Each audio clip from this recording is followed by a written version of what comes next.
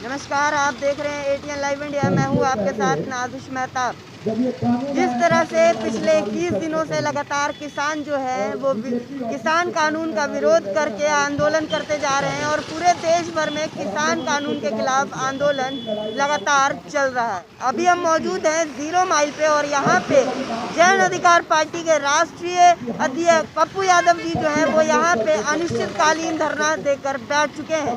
आप मेरे पीछे देख सकते हैं कि यहाँ पर पंडाल बनाया गया है और यहीं पे जो भी पार्टी के जो लोग हैं और अन्य लोग हैं वो लगातार यहाँ पे प्रदर्शन कर रहे हैं। अब देखना ये है कि क्या कुछ बात है, क्या कुछ मांग है पप्पू यादव जी की और क्या कुछ उनका कहना है, वो हम आपको इस वीडियो में दिखाएंगे। प्राइवेट स्कूल ने धीरे धीरे खत्म कर दिया और जब सरकारी स्कूल खत्म हो गया, आम आदमी का बच्चा पढ़ने के लायक नहीं बचा, तो प्राइवेट स्कूल ने अपनी मनमानी शुरू कर दी। और अब नतीजा यह है कि हम ना तो सरकारी स्कूल में पढ़ सकते हैं, ना प्राइवेट स्कूल में जा सकते हैं। प्राइवेट स्कूल दलालों का हो गया, हमारा हो गया।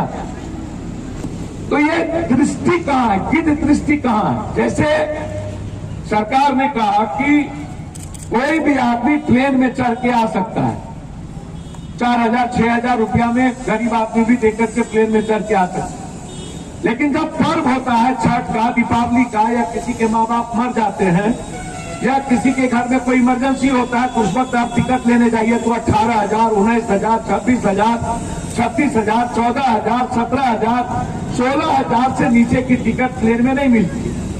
जब पूरा बाजार खाली रहता है तब अपने मनमाफिक वो 4,000, 6,000, 5,000 में टिकट देता है। लेकिन जब मेरी जरूरत होती है तो हमसे वो 18,000, 36,000 वसूलता है। मतलब वो अपनी मोनोपोली करेगा। ये जो बिल है ये हिंदुस्तान के बाजार पर निकाह, मार्केटिंग, और इसको पता है कि हिंदुस्तान के लोग क्रांति बहुत नहीं कर सकते। 250 साल अंग्रेज ने राज किया और हम चुप बैठे रह गए। इसकी कल्पना कर सकते हैं आप क्या? आपके बिहार के लोगों को किसी क्रांति से मतलब है क्या? बिहार के लोगों को तब उसके बच्चों को लूट करके खाने की आदत हो गई। खेत में एक आप जाइए ना कहीं पर, किसी दूसरे शहरों में जाइए, रुको, किसी दूसरे शहरों में जाइए। जब दूसरे शहर में जाइएगा तो अब परसों हम उत्तराखंड से आए, लगभग किसान का बेटा भुट्टा बेच करके लाखों रुपया कमाता, और मेरे बिहार में स्टेटस सिंबल हो गया यूथ का। लूट करके हम एक मोटरसाइकिल कैसे ले ले और एक मोबाइल कैसे ले ले, वो स्टेटस सिंबल में जीना चाहता है अपनी जिंदगी, जबकि उसके जेब में पैसा नहीं है, वो लड़ना नहीं चाहता। तो स्टेटस सिंबल से आप जीना चाहते हैं, आप अपनी बहन की चिंता नहीं करते। ये जो पूरे लोग हैं इनको कोई चिंता नहीं है, इनको जाति जहर ढुका हुआ है, इनको हिंदू मुसलमान का जहर ढुका हुआ है, इनको बैकवर्ड फॉरवर्ड का जहर ढुका हुआ। उनके बच्चे रहे मर जाए, उनकी बेटी के देह पर कपड़ा हो या ना हो, उनके बच्चे समोसा खाने के लायक हो या ना हो, बस उनकी जाति जिंदा रहनी चाहिए। ये बिहार में कोई दूसरा मतलब नहीं है। पूरा देश जब लड़ता है तो बिहार सो जाता है। और आप बिहार को कैसे पैदा कहिएगा? 2006 में नीतीश कुमार ने एमएसपी खत्म कर दी। एक बार बिहार के किसान ने आवाज उठाई क्या कि आप मेरे मंडी को क्यों खत्म कर रहे हो? अब मंडी जब खत्म हो गया, जैसे कोऑपरेटिव सिस्टम खत्म हो गया, टैक्स आया, अब हम मंडी के लायक, बाजार के लायक नहीं रहे, तो टैक्स ने क्या किया? बिचौलिया और दलाल ने हम पर मोनोपोली शुरू कर दी। फसल वो लेता है और आम आदमी का फसल बिचौलिया लेता है, फिर बच्चों बिचौलिया उसको जमाखोरी करता है। उसी को कानून बना दिया वर्तमान सरकार ने भारत का। कहा नहीं, जमाखोरी कानून को राइट दे दो, ताकि दुनिया यदि खाते कल के दिन उसी फसल में बेच सकता है जमाखोरी करने के बाद। तो इसको समझिए। खाली उन्होंने ऐसा कर दिया, उन्होंने ऐसा कर दिया। आज 21 दिन हो गए हैं भारत में पंजाब, हरियाणा, उत्तर पश्चिम के किसान को। हम इसीलिए 0 माइल पर इस लड़ाई को लड़ना चाहते हैं यहां से, ताकि जो इस इलाके के लोग हैं, मैंने इसीलिए कि शुरू करिए ताकि किसान का सेंटीमेंट धीरे धीरे वो समझे अपने राइट को। और जब 0 माइल पर आप सोचिएगा, हमारे बीच किसान के प्रभारी जिनको बनाया गया है भाई दिनेश, बड़े लंबे समय से XMLA हैं, बहुत लंबे समय से ये लड़ाई लड़ते रहे। अत्यंत पिछड़ा प्रकोष्ठ के राष्ट्रीय अध्यक्ष हमारे बीच है, जो लगातार किसानों के मुद्दों को लेकर, या अन्य बहुत सारे ऐसे साथी यहाँ मौजूद हैं। फिर मैंने अपने प्रदेश अध्यक्ष जी से कहा कि एक लड़ाई शुरुआत करिए कि 3 कानून यदि आप बिहार में कटसी कीजिएगा, फॉर्मेलिटीज करिएगा, तो फिर इसकी औपचारिकता रह जाए। हम भी चाहते हैं बिहार में किसान अपनी बात को समझे। नीतीश कुमार जी कहते हैं कि मैंने टैक्स सिस्टम, नया सिस्टम को दिया। अब नीतीश कुमार जी से मेरा आग्रह है कि एक बार टैक्स को समझने की कोशिश करें। 1 रुपया में हम बाजार में जाके गोभी, अब 5 रुपये में आलू, 400 रुपया क्विंटल हम गेहूं 600 रुपया नहीं बेच पाते। और जब मॉल में जाते हैं, दिल्ली के मॉल में, तो 400 रुपया केजी गेहूं खरीद, केजी।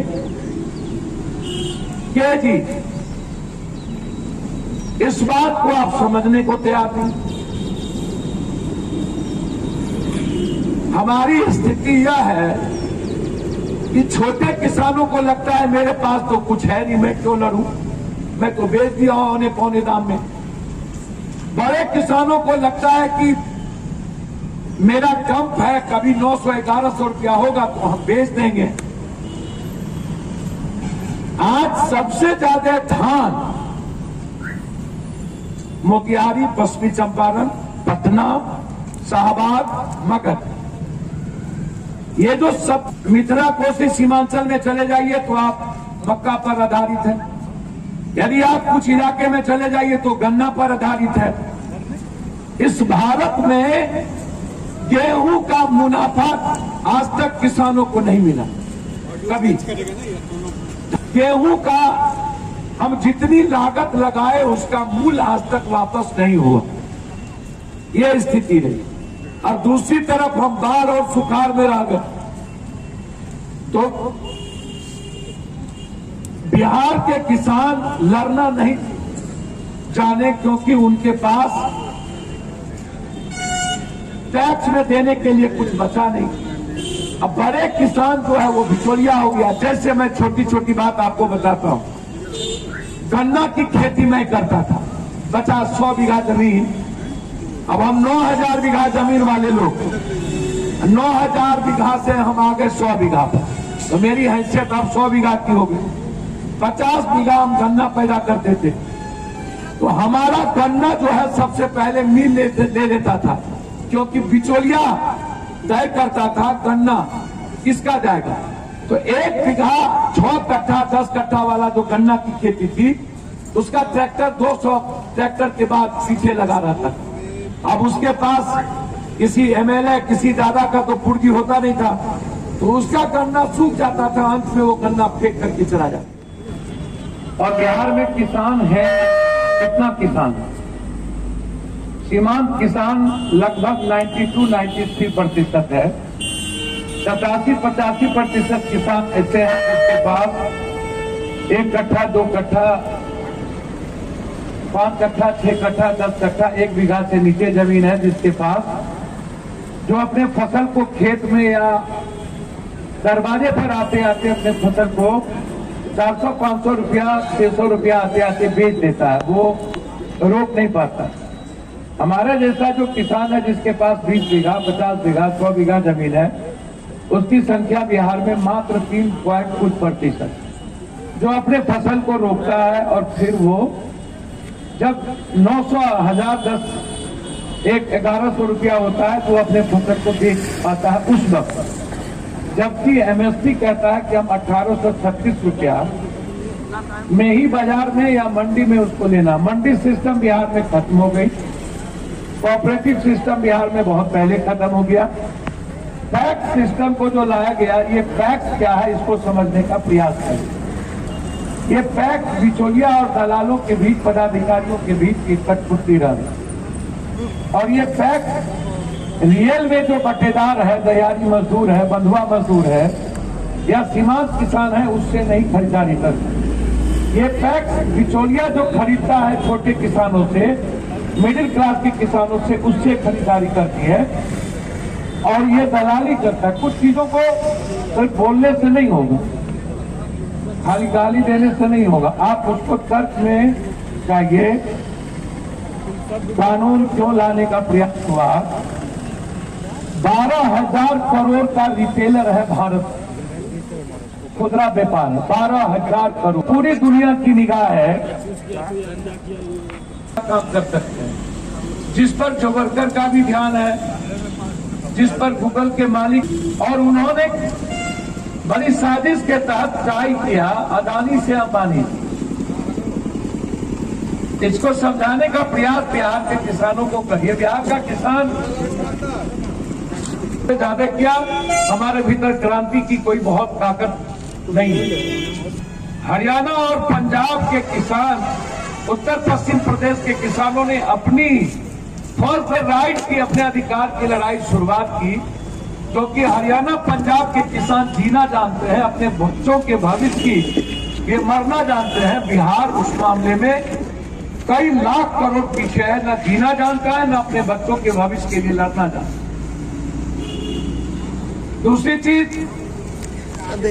चूंकि बिहार का लगभग किसान बाहर चला जाता है, जो बटेदार है, दयारी मजदूर है, बेच करके उसके पास कुछ होता नहीं है खेत में, इसीलिए वो बेच देता है, दरवाजे पर आते आते बेच देता है कि उसको अपनी बेटी को, अपने बच्चों को 2 वक्त का कपड़ा देना, या अपनी बीवी को इलाज कराना, या अपने बच्चों को इलाज कराना। उसके पास पैसा नहीं होता है, जो वो पैदा करता, पैदावार जो उसके खेत में होता है, उसको तुरंत बेच देना चाहता है ताकि अपने फैमिली को वो किसी तरह जिंदा रखे। तो बिचौलिया इसी का फायदा उठाता है कि क्योंकि गरीब और मिडिल क्लास के पास 2 रूम से 3 रूम से ज्यादा किसी के पास बिहार में नहीं। तो 2 रूम में हम रहेंगे, गाय रखेंगे, बकरी रखेंगे कि हम फिर फसल को रखेंगे? हमारे बच्चे या हमारी पति पत्नी या मेरा माँ बाप तो फिर नहीं रहेगा।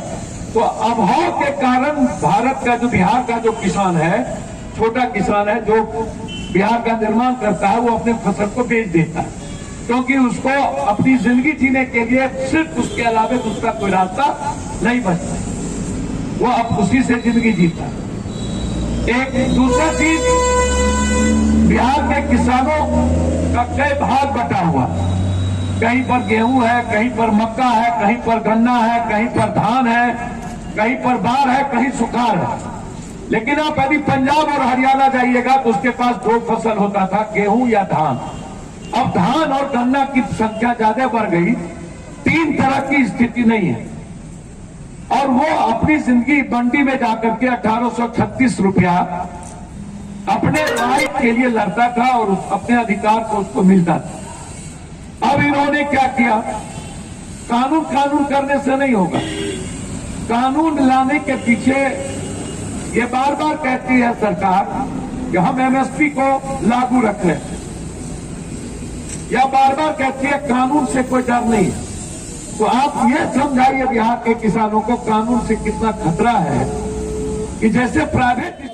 तो जैसा कि आपने पप्पू यादव की बात सुनी और क्या कुछ कहा पप्पू यादव ने, वो भी आपने सुन लिया है।